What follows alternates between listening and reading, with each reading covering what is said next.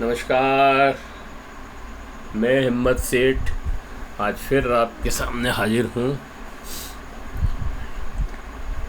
Sorry 2 दिन हम video नहीं बना सके। आज भी थोड़ी तबीयत ख़राब ही है, लेकिन फिर भी मैंने कहा थोड़ी बहुत बात कर लेते हैं। दरअसल आज बात करना इसलिए भी ज़रूरी है कि हमने 9 अगस्त 1942 का जो भारत छोड़ो आंदोलन का जो की स्मृति में हम हर साल एक कार्यक्रम करते हैं और उसमें उन अनाम शहीदों को याद करते हैं जिन्होंने देश को आज़ाद कराने के लिए अंग्रेज़ों की गोली खाई और शहीद हो गए। दरअसल वाक़या ये है कि जो मैंने पहले वीडियो बनाया उसमें भी है, 2 बार भी हम वीडियो बना चुके हैं इसके ऊपर, फिर भी मैं थोड़ा सा बोल देता हूँ कि 8 अगस्त को गांधी जी ने जो भाषण दिया उसमें उन्होंने कहा कल से हम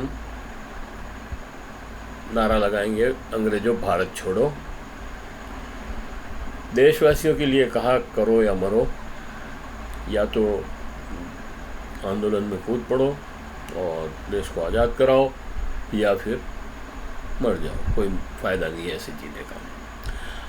और तीसरी बात उन्होंने ये कही कि आज से हम सब भारतवासी जितने भी हैं अपने आप को आज़ाद समझें। तो इससे क्या हुआ कि भारत के जो आदिवासी थे वो भय मुक्त हो गए, और भय मुक्त होने से क्या हुआ कि रात को सारे जो बड़े नेता थे कांग्रेस के, जो महात्मा गांधी, जवाहरलाल नेहरू, सरदार पटेल, ये अबुल कलाम आज़ाद, ऐसे आचार्य नरेंद्र देव, ऐसे जितने भी नेता थे उन सबको गिरफ्तार कर लिया। दूसरे दिन ग्वालियर टैंक पर सम्मेलन होना था और ये हुआ कि भाई अब झंडा कौन फहराए, और वहाँ कीचड़ ही कीचड़ हो रहा था क्योंकि बारिश हुई थी रात में। और वहाँ पर उसी समय अरुणा आसफा नहीं गई और उसने झंडा फहरा दिया। तो झंडा फहरा करके उसने इनकलाब जिंदाबाद, अंग्रेज़ों भारत छोड़ो के नारे लगाए और वहाँ से गायब हो गई। पुलिस उसको देखती रही कि कहाँ गायब हो गई, मिलिट्री भी उसको ढूंढ रही थी, लेकिन अंग्रेज़ों की पुलिस और मिलिट्री को, सेना को चकमा दे करके वो भूमिगत हो गई। और उसके बाद बड़ा इतिहास है, वो अभी सब मैं नहीं रिपीट करूँगा क्योंकि पहले हम बना चुके हैं।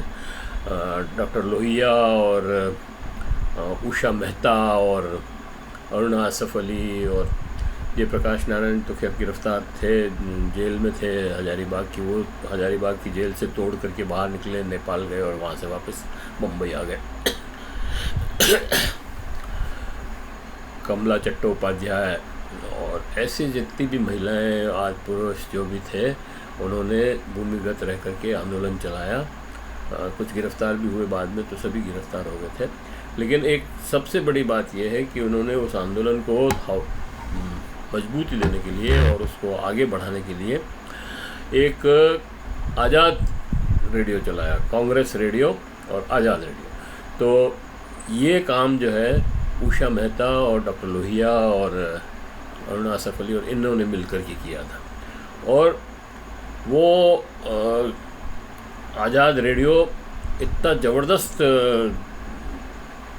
प्रभाव डाल रहा था कि अंग्रेज़ उससे परेशान हो गए, हिल गए एकदम, और ढूंढने लगे कि ये कहाँ से चल रहा है, कौन चला रहा है, क्या है। मतलब बड़ी बुरी वो स्थिति उनकी अंग्रेज़ों की बन गई थी। तो उस समय फिर उषा मेहता भी गिरफ़्तार हुई, डॉक्टर लोहिया भी गिरफ़्तार हुए, लेकिन अरुणा आसफ अली गिरफ़्तार नहीं हुई। और अरुणा आसफ अली एक मैगज़ीन भी चलाती थी और जगह जगह जा कर के लोगों को के बीच में मतलब इस आंदोलन को हवा दे रही थी, फैला रही थी। तो 1946 में जा कर के जब देश तय हो गया कि हम देश आज़ाद हो जाएगा और लोगों को रिहा करना शुरू कर दिया, तब अरुणा आसफ अली भूमिगत से बाहर निकली, प्रकट हुई। इसी तरह से एक और वाक़या मैं इसके बारे में बता करके ख़त्म करूँगा। 1942 के आंदोलन में ही जेपी और लोहिया दोनों गिरफ़्तार हो गए थे और लाहौर जेल में इनको रखा गया था। बाद में शायद आगा खां जेल में भी, लेकिन खैर जो भी हो, उनको जेल में रखा गया था और सब लोगों को छोड़ दिया, लेकिन इन दोनों को नहीं छोड़ा। तो और बातचीत तब चल रही थी, मतलब देश आज़ाद नहीं हुआ था, उस तब की बात है, 1946 की बात है। तो गांधी जी ने अल्टीमेटम दिया कि अगर आपने लोहिया और जेपी को नहीं छोड़ा तो आगे कोई बात नहीं होगी और मैं अनशन करके बैठ जाऊंगा। इस धमकी के बाद अंग्रेज़ों ने डॉक्टर लोहिया और जेपी को छोड़ा। लोहिया चूँकि जेल में काफ़ी टाइम जेल में रहे और थोड़ा बीमार और अस्वस्थ महसूस कर रहे थे, थके हुए लग रहे थे, तो वो अपने दोस्त के यहाँ गोवा चले गए विश्राम करने। लेकिन वो विश्राम करने वाले जीव थे नहीं, तो वहाँ पे देखा कि देश तो हमारा देश तो आज़ाद हो जाएगा, लेकिन गोवा तो अभी गुलाम है। वहाँ पर पुर्तगाली हैं, वो राज कर रहे हैं, उनकी कॉन्स्टिट्यूंसी मतलब उनका राज अलग है, इस अंग्रेज़ों के साथ तो है नहीं। तो उन्होंने वहाँ पर गोवा मुक्ति आंदोलन शुरू कर दिया और आज भी वहाँ पर लोहिया जी की एक बहुत बड़ा स्मारक बना हुआ है, जिसमें लोहिया की बहुत बड़ी तस्वीर लगी हुई है और एक तरह से फादर ऑफ गोवा कहना चाहिए लोहिया जी को। लोहिया जी ने उस गोवा को आज़ाद कराने में मदद की। फिर मधुलिमय वगैरह सब लोग गए थे उसमें, और मधुलिमय तो काफ़ी साल जेल में भी रहे उस आंदोलन के चक्कर में। तो ये समाजवादियों का इतिहास है। मैं अब ये कहना चाह रहा था कि हमने उदयपुर में इस इतिहास को लोगों को समझाने के लिए हमने बच्चों को भी इस कार्यक्रम में बुलाया और शहीद स्मारक पे हम इकट्ठा हुए और वहाँ पर फूल मालाएँ चढ़ाई, उनको श्रद्धांजलि दी, पुष्पांजलि दी, नमन किया सभी शहीदों को जो जिनके नाम भी नहीं मालूम है और उन्होंने गोलियां खाई थी। तो उन सबको नमन करने के बाद हम वहाँ से एक रैली में निकले, वहाँ से बापू बाज़ार होकर के सूरज पोल होकर के ये रैली टाउन हॉल से निकले, सूरज पोल होकर के बापू बाज़ार में होते हुए दिल्ली गेट पे शांति आनंदी जो उस 1948 में शहीद हुए थे महाराणा की गोली से, उनको नमन किया, श्रद्धांजलि दी, पुष्पमाला पहनाई और वहाँ से फिर हम आगे निकले और जाकर के बोरा यूथ कम्युनिटी हॉल में हमारी मीटिंग थी, गोष्ठी थी, उसमें हम वहाँ पहुँचे। वहाँ पर अशोक वानखेड़े पत्रकार जो है, बड़े वरिष्ठ पत्रकार हैं और बहुत दमंग पत्रकार हैं, उनका वो हमारे चीफ गेस्ट थे और आबिद अदीब साहब जो हैं उस कार्यक्रम के अध्यक्ष थे। हमारे विशिष्ट अतिथि जयंती पंचाल जो गुजरात से आए थे और गुजरात मजदूर पंचायत के अध्यक्ष, प्रांतीय अध्यक्ष हैं वो, और हिंद मजदूर सभा से संबंधित है। इसी तरह अनिल जैन साहब हैं, बहुत वरिष्ठ पत्रकार हैं वो भी, और न्यूज़ क्लिक में लिखते हैं आजकल, और वो भी कई अखबारों में रह चुके हैं और वो भी हमारे यहाँ विशिष्ट अतिथि थे। तो ये हमारा पैनल था और इसको संयोजन किया था हेमेंद्र चंडालिया ने।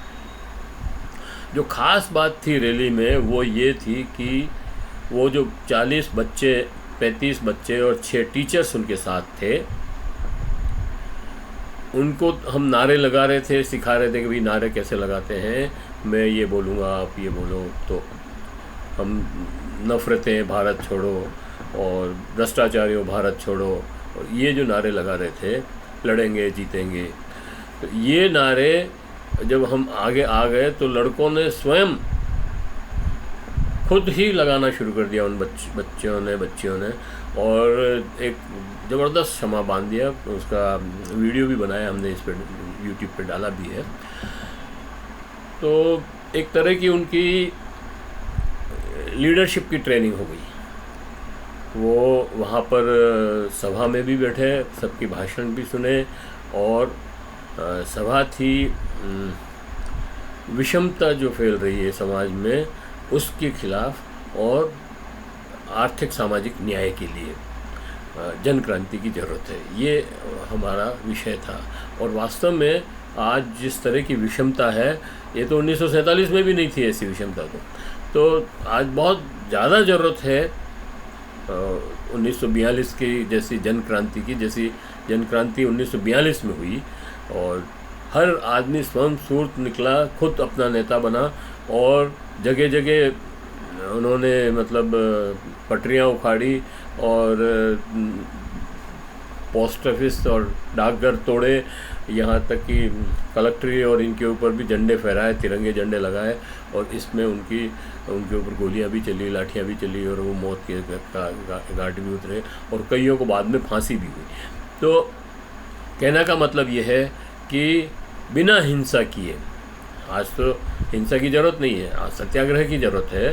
गांधी के सत्याग्रह के औजार से हमको एक जन क्रांति की ज़रूरत है, जो ये जो बढ़ती विषमता है, आर्थिक सामाजिक सब तरह की विषमता, उसको रोके, उसको कम करे, और आर्थिक सामाजिक न्याय दे सबको, बराबरी के लिए सबको, दलित और आदिवासी और पिछड़े और ये जो पीछे रह गए हैं, इन लोगों को भी बराबर लाया जाए, और सब लोग एक समान हो, सबको न्याय मिले, सबको काम के अवसर मिले, सबको शिक्षा मिले, सबको रोज़गार मिले। तो ये एक अभियान चलाना चाहिए। तो उसके लिए ये रैली थी और ये सभा थी। तो बहुत अच्छी रही सभा। सभा के बाद हमने बच्चों को सर्टिफिकेट, प्रमाण पत्र भी बांटे कि उन्होंने इस कार्यक्रम में भाग लिया, और भोजन के बाद ये कार्यक्रम समाप्त हुआ। तो मैं ये वीडियो यहीं समाप्त करता हूँ, और आशा करता हूँ कि आपको हमारे कार्यक्रम का वीडियो पसंद आएगा। क्योंकि मेरे को अभी इसमें फ़ोटो और वो सब पीछे वीडियो और फ़ोटो डालने की सुविधा मेरे पास नहीं है, इसलिए मैं वो फ़ोटो वगैरह नहीं डाल पा रहा हूँ। लेकिन अगर आप उन फ़ोटोओं को देखेंगे तो वो बहुत ही इम्प्रेसिव हैं। वीडियो अगर आप सुनेंगे इनके भाषणों के, तो वो भी आपको बहुत अच्छे लगेंगे। तो एक बार फिर ये समाप्त करने के पहले मैं आपसे अपील करता हूँ कि अगर आपने इस वीडियो को हमारे चैनल को सब्सक्राइब न किया हो तो सब्सक्राइब कर दें, और बेल आइकन दबाना न भूलें। वीडियो अगर पसंद आ रहे हो तो लाइक करें, फॉरवर्ड करें, और मैसेज करें, और कमेंट लिखें, और सुझाव दें। आपके सुझाव हमारे को और बेहतर करने में सहयोगी बने। धन्यवाद।